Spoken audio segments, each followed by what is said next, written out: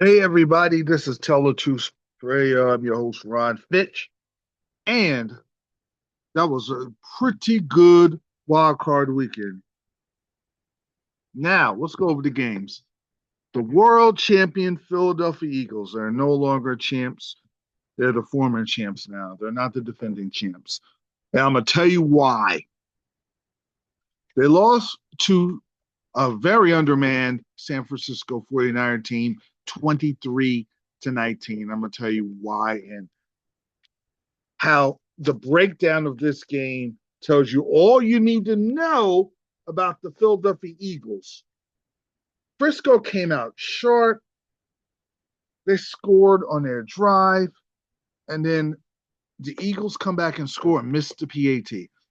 It was the little things that beat the Eagles, and it's the little things that get you beat in the playoffs. After they score, Hurts throws the pass to Goddard 13-7, and the Eagles had a couple of opportunities to increase the lead, put a ton of pressure on the Niners, where McCaffrey wasn't running as well. He was doing everything else. So, and I get to him in the end. After the Niners had a chance to go for it and didn't, and cut the lead to 3. Super smart. And the Eagles couldn't do anything in the half. That was big. Eagles come down the field. I say if they score before the start of the fourth quarter, a touchdown, they got it. They couldn't. They were just inefficient all game long. It's 16-10, and that missed extra point is just sitting there.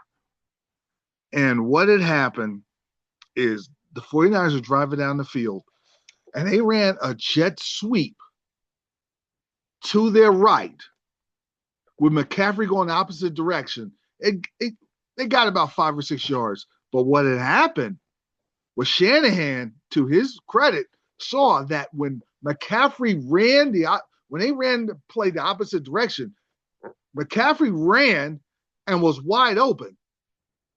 So the next time when they changed sides for the fourth quarter, the next time they ran that play, what they did a double reverse, and Jauan Jennings, who threw a touchdown pass in the Super Bowl, caught a reverse. I said, what are they doing?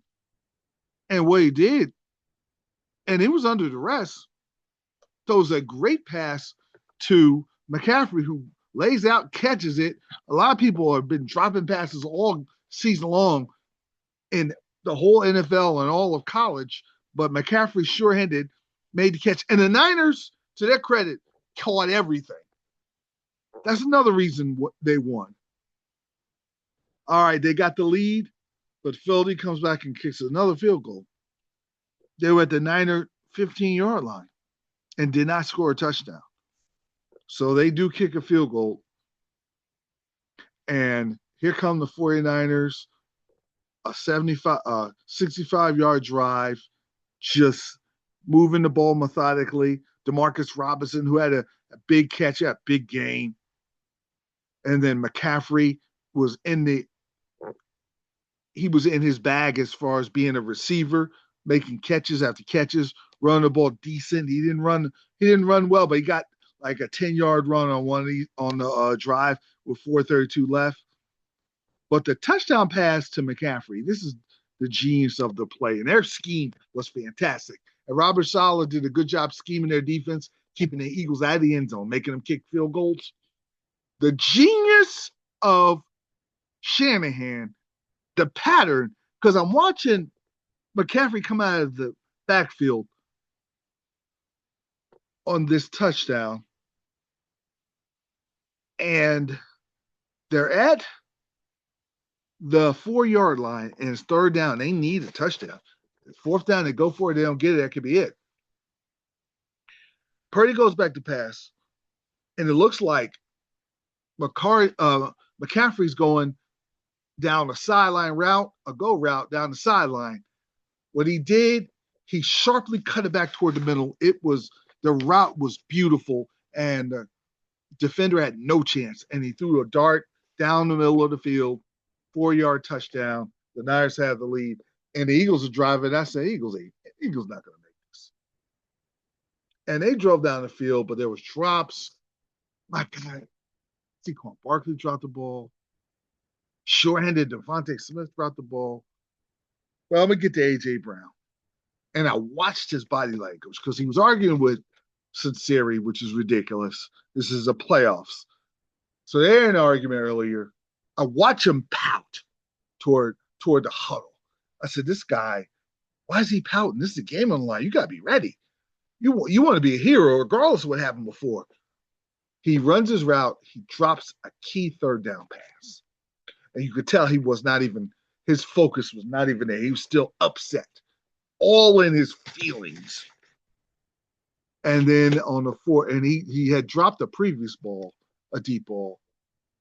And Jalen Hurts slightly overthrew him, but the great ones make that catch. He dropped the ball fourth down, and that was game. And the fans are furious. The Eagles season is over. I was arguing with a guy who's going to help my show, and he said Eagles are going to Super Bowl. I said, no, they're not.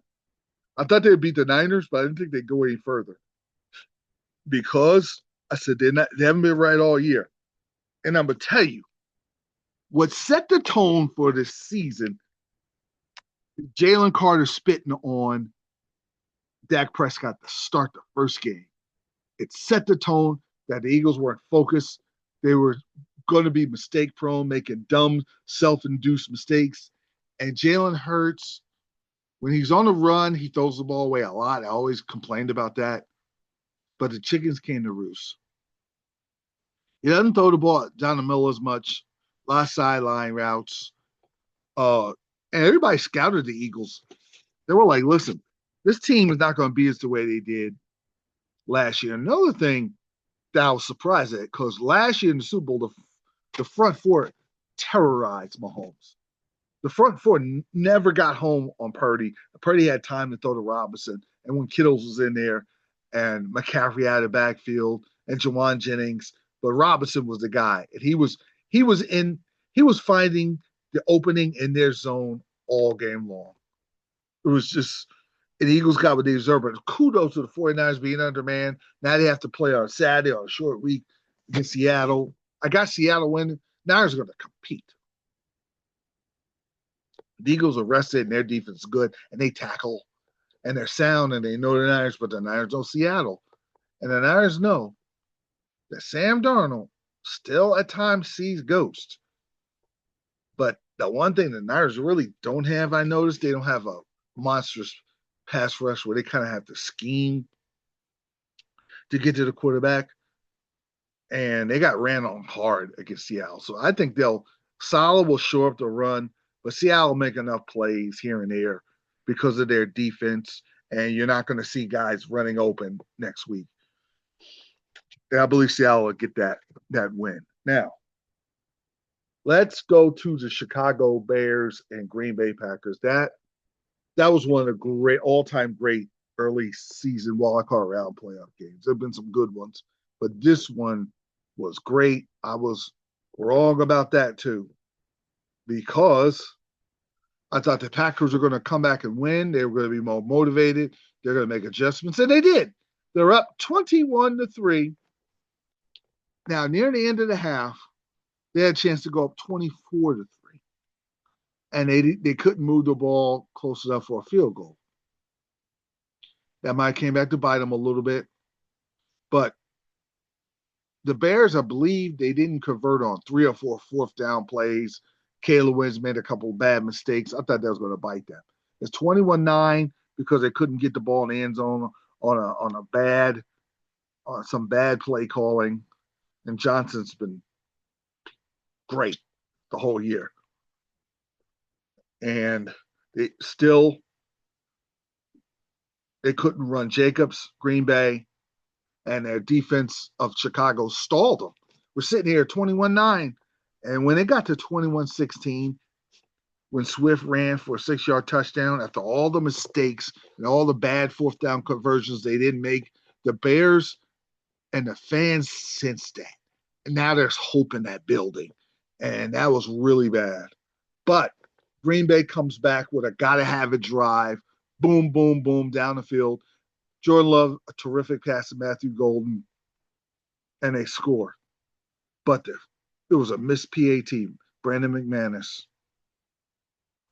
The Bears come down right down the field. It was one of the great fourth down passes to Odunze by Caleb Williams, almost doing what Jalen Hurts couldn't do. He went to his left.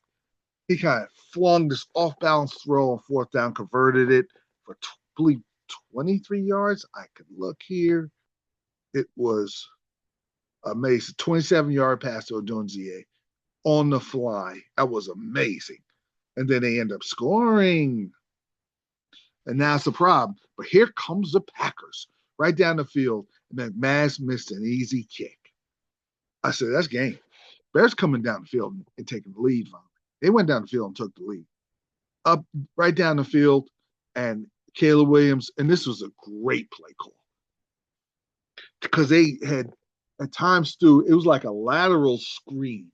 I don't know the term for it, but it was a fake lateral screen, and they had Swift go down for a straight down run, a go route, and the safeties bit on the shorter pass. Swift was wide open. I don't know why you would do that with a minute 36 left. You want to be as deep as you can. You don't want to get burned over the top. And they got burned over the top. But it was a minute 36 seconds left. Green Bay doesn't have any timeouts, but they got time. And here comes Dobbs making catches, who was a hero of the game. Would have been a hero of the game. And Love, but then Chicago bowled up and stiffened in the red zone, and the Bears won.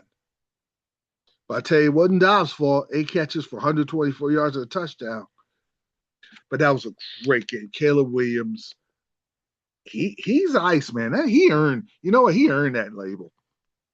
24 of 48. He's not as accurate, 361 yards, but he's clutch at 2 TDs. And the 71.6 rating doesn't show how good he was in the end, because he was just all over the place in the first half, and he delivered in the second half when you had to have it. And Chicago moves on to play the Rams, and the Rams, it was just a kind of a messy game until the end, where it got interesting when Bryce Young, who had a good game, passed to Croker to give Carolina a lead. I said, oh man, is my pick to the Super Bowl going down the toilet? But Stafford, who was bad, had a got to have a drive from the Carolina 35-yard, from the LA 29-yard line. They went 71 yards, 2 minutes left, and it was judicious how they used their time and how they were able to just about run out the clock and score. And what happened if the previous drive of Puka Nacua was a hero? He was a GOAT when he dropped the ball at the end of the half.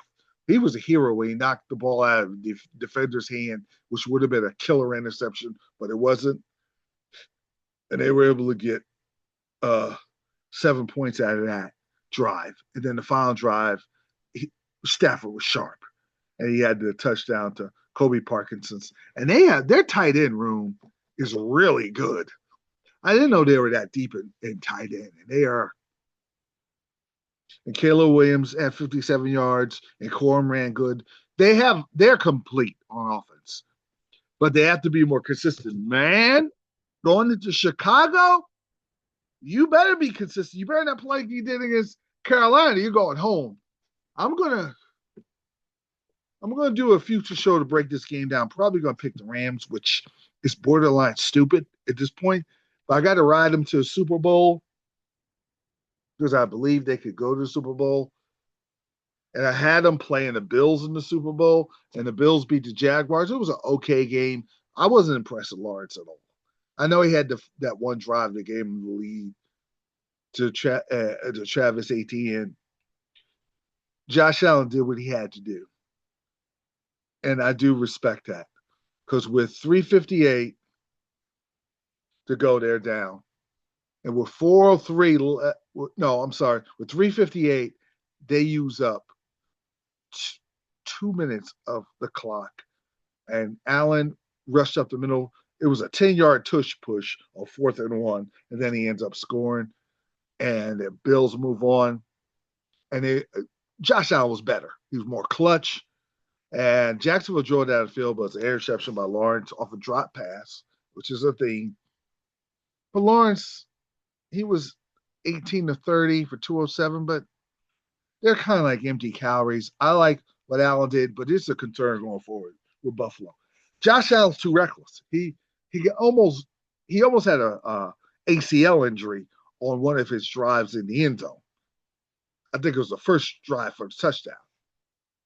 I would like more in the pocket like he was. He slung it around. Cooks and Shakir got the ball. So receivers got the ball a little more. Kincaid is always good. But I want to see him run judiciously. Don't have him run like a fullback. That's what you got Cook there for. And they got to change that up because he's not going to last career wise. Because you're going to get older and you're not going to have that. Now, yesterday was scary. That could have been a disaster yesterday. And here his finger, but that happens in football. Now, how healthy is he? And how good can the Buffalo's defense be? Are we headed for Buffalo and see the Pittsburgh? I got the Pittsburgh and Texans are playing tonight, and I will tell you this: the Texans play their game and do what they have to do, they'll win. The Steelers have to make it a short field, turnover here, hope the Texans miss some kicks, bad throws. It has to be different circumstances. The game has to be muddied up, muckied up. And then Aaron Rodgers has the ball to end. And with DK Metcalf there and Austin playing better, that's their chance. And I give them a chance. But, the Texans are a 3-point favorite and they're better. Their defense is outstanding. The offense is close. Both offenses are close. Collins, Metcalf, they just kind of cancel each other out. The run game is pretty good. Stroud and Rodgers has been playing really good. Stroud's came on late. So that's close to even. Their defense is more consistent because the secondary steals really good and at times really terrible. Not Joey Porter, but the rest of the guys can just it comes and goes where there's confusion in secondary. If CJ Stroud, Nico Collins hook up for wide open easy touchdowns, the Steelers have no chance. I believe with the Steelers when they have to go to New England. Ugh. And New England was sharp yesterday. Very sharp on defense, solid on offense. I picked the Chargers because I thought Herbert would come out and finally have a good playoff game. I don't no longer trust Herbert. I don't care where the Chargers are next year, seeding wise, if they make the playoffs. Until I see him with the headed toward the Super Bowl, I'll never ever trust Herbert. He's on my do not trust list. He's gonna sit there and stay there because he ain't got sacked 6 times, but just the 4th down conversion, which gave him an early lead, he overthrew. There's one play on 3rd down they needed to keep the chains moving, and he wide open overthrew him. It was all over the place. It was just a reckless, bad first half, and then the long 33-yard run by Drake May, almost like he was about to score. That set up the field goal to give him a 6-3 lead. That's all they needed. And the Chargers were lucky to even get 3. Now, Vrabel's defense was really good. And his sum is better than the parts. They got a good pass rush, and they're just sound and solid. And they tackle. So that was an eye-opening, very impressive game by the Patriots. The Bills will be playing the Broncos. The Bills, I'm going to pick the Bills. I'll break that down later. The 49ers are going to play the Seahawks. I told you that before, the Rams and the Bears. And the winner of this game plays the Patriots. And if it's the Texans or the Steelers, I probably favor the Patriots for the way they played yesterday. I hope I'm wrong. I hope I'm wrong. The Steelers beat the Texans and the Patriots. But I'm doing a podcast. I can't put the pom-poms on. I have to tell the truth. That's what the name of the show is. So we could be headed for the Bills and Patriots again.